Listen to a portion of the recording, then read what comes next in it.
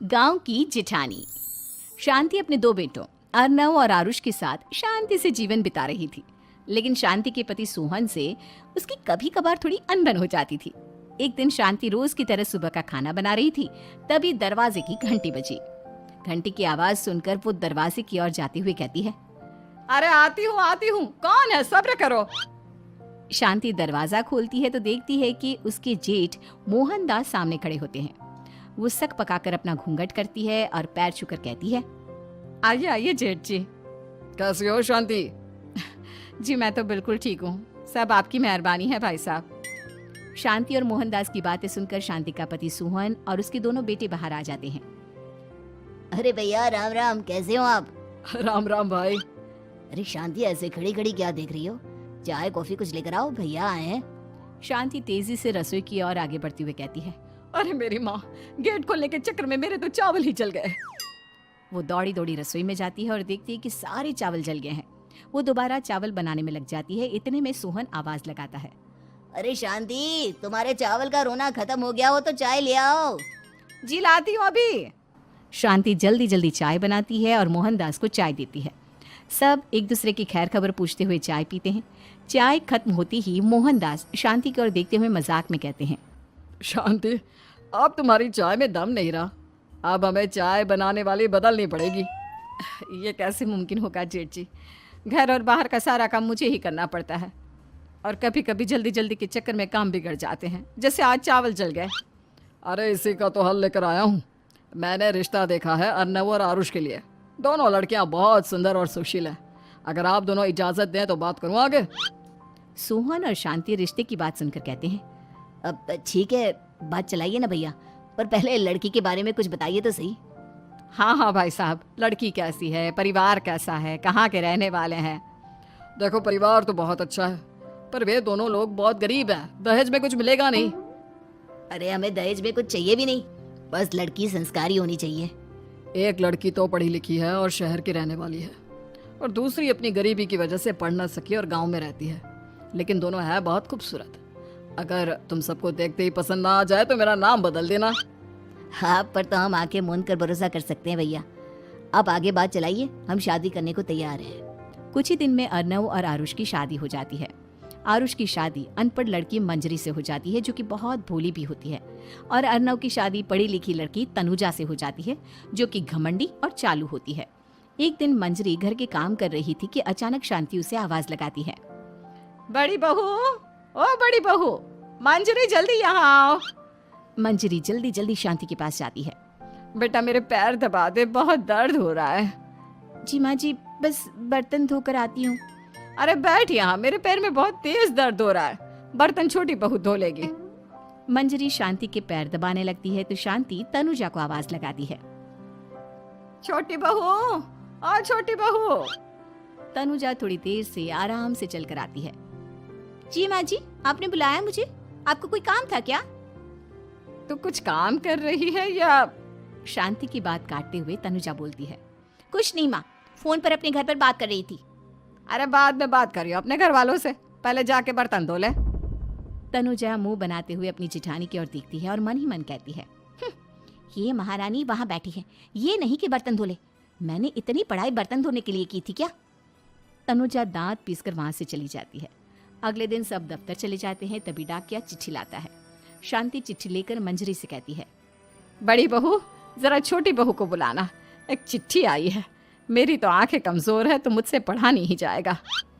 मंजरी तनुजा के पास जाकर कहती है, तनुजा, तुम्हें माँ जी बुला रही हैं। मुझ पर हुक्म मत चलाओ, काम बताओ काम। अरे मैंने तुम पर कहाँ हुक्म चलाया, और हुक्म चला भी दूंगी तो क्या हुआ, तुम तो मेरी छोटी बहन की तरह हो ना। तुम जैसी अनपढ़, जाहिल और गांव की गवार मेरी बहन नहीं हो सकती। बेचारी मंजरी तनुजा की बात सुनकर अपना सा मुंह लेकर रह गई। कोई चिट्ठी आई है, माँ जी तुमसे पढ़वाना चाहती है, बस इसलिए बुला रही हैं। मुंह टेढ़ा करके तनुजा मंजरी का मजाक बनाती हुए कहती है, अनपढ़ कहीं की। तनुजा का ऐसा बर्ताव देखकर बड़ी बहू बहुत दुखी होती है। तनुजा को अपनी पढ़ाई का घमंड इतना हो गया कि अब वो घर के कोई काम नहीं करती और अपनी जिठानी का मजाक बनाती रहती। तनुजा का ये बर्ताव अब उसकी सास को भी नजर आने लगा था। एक दिन शांति ने अपनी बड़ी बहू से कहा, मंजरी, तनुजा हर समय तुम्हारा मजाक उड़ाती है, तुम्हें गुस्सा नहीं आता क्या? आता तो है माँ जी, लेकिन मैं क्या करूं? जब भी उसे कुछ बोलती हूँ वो और भी जली कटी बातें मुझे सुनाकर चली जाती है। मैं उसे अपनी छोटी बहन की तरह प्यार करती हूँ, लेकिन उसके दिल में मेरे लिए कोई इज्जत नहीं। बहू, तूने वो कहावत सुनी है, जुल्म करने वाले से ज्यादा जुल्म सहने वाला अपराधी होता है। मंजरी अपनी सास का इशारा समझ जाती है। वो अपनी देवरानी को सबक सिखाने की ठान लेती है। और एक दिन शांति अपनी दोनों बहुओं के साथ बैठी थी तो शांति अपनी बड़ी बहू से पूछती है, अरे बहू, शाम होने को है, कुछ सोचा है क्या बनेगा खाने में? माँ जी, मेरे तो सर में बहुत दर्द है आज।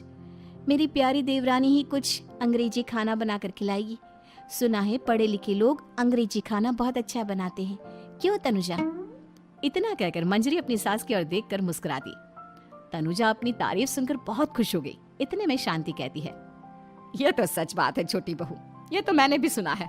हम भी पक गए हैं बड़ी बहू के हाथ का खाना खा खा कर। तनुजा, तुम्हारी माँ भी तो तुम्हारे खाने की बहुत तारीफ करती है, आज हमें भी खिला दो कुछ अच्छा सा बनाकर। शांति की बात सुनकर छोटी बहू और आसमान पर चढ़ गई। पर उसे ये कहाँ पता था कि उसकी सास और जेठानी उसे सबक सिखाना चाहती हैं। तनुजा अपनी तारीफ सुनकर खुश तो बहुत होती है, पर सोचने लगती है, मुझे तो कैसा भी खाना बनाना नहीं आता। अब मैं क्या करूंगी? अगर मैंने इनको सच बता दिया तो मेरी सारी इज्जत मिट्टी में मिल जाएगी। अरे छोटी बहू, क्या सोच रही हो? खिलाओगी ना अपने हाथ का अंग्रेजी खाना? छोटी बहू हाँ में सर हिला देती है। अचानक से उसके दिमाग में एक आइडिया आता है। मैं इंटरनेट से देखकर कुछ बना लेती हूँ, मेरी वाहवाही पूरे घर में हो जाएगी। मुझे कौन सा रोज रोज बनाना है। माँ जी, आज आप सबको ऐसा खाना खिलाऊंगी कि इतने में शांति छोटी बहू की टांग खींचते हुए कहती है कि पता नहीं कैसा खाना खिलाओगी। ए ऊपर वाले, हमारी रक्षा करना। इतना बोलकर शांति और मंजरी दोनों जोर जोर से हंसने लगते हैं। अब तनुजा रसोई घर में चली जाती है और खाने की तैयारी करने लगती है, पर उसे रसोई घर की चीजों के बारे में तो कुछ नहीं पता। जैसे तैसे सारी चीजें निकालती है और इंटरनेट पर देखकर खाना बनाती है। कुछ ही देर में सब लोग घर आ जाते हैं। अरे सुनते हो, आज का खाना हमारी छोटी बहू बना रही है। अरे वाह, आज तो फिर कुछ अंग्रेजी खाना खाने को मिलेगा। कुछ ही देर में खाना बन जाता है तो छोटी बहू सबका खाना लगा देती है। इतने में बड़ी बहू कहती है, क्या बात है देवरानी जी, आज तो बहुत अच्छी खुशबू आ रही है। ये बात तो सही कही बड़ी बहू तूने, खुशबू तो अच्छी है। ऐसी खुशबू तो मेरे खाने में भी नहीं आती। सब मिलकर छोटी बहू की बहुत तारीफ करते हैं और छोटी बहू 7वें आसमान पर बैठ जाती है। अब सभी खाना खाते हैं। जल्दी जल्दी दो, अब तो मुंह में पानी आ रहा है। हाँ हाँ, मुझसे भी नहीं रुका जा रहा। जैसे ही सोहन एक निवाला खाता है तो उसकी आंखों से पानी आने लगता है। ये देखकर शांति सोहन से पूछती है, क्या हुआ जी, खाना इतना अच्छा बना है कि आंखों से पानी आ गया? सोहन चुप रहता है और धीरे धीरे से खाना शुरू कर देता है। इतने में सोहन छोटी बहू से कहता है, बेटी तुम भी तो खाओ, तुम क्यों रुकी हो? खाना सच में बहुत अच्छा है। ये कहकर सोहन जोर से हंस देता है। फिर सब खाना खाने लगते हैं, लेकिन खाने में नमक और मिर्च तेज हो गई थी। तनुजा से कोई कुछ नहीं बोलता, बल्कि उसे भी खाने को कहते हैं। जैसे ही छोटी बहू खाना खाती है वो पानी पानी कहकर चिल्लाती है, पानी, इसमें तो पानी। ये खाना तो सच में इतना अच्छा बना है कि हमारे साथ साथ देवरानी जी भी इसके स्वाद को कभी नहीं भूल पाएंगी। सही कहा बहू।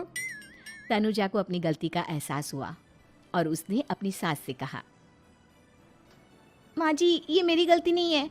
इंटरनेट पर दिखाया था कि 4 चम्मच नमक और मिर्च डालने हैं। अब मंजरी को भी मौका मिल गया और उसने तनुजा पर तंज कसा। नाच न जाने आंगन टेढ़ा, हर जगह अपनी पढ़ाई दिखाती हो, दूसरों का मजाक उड़ाती हो। अब पता चला ना, हर चीज में पढ़ाई काम नहीं आती।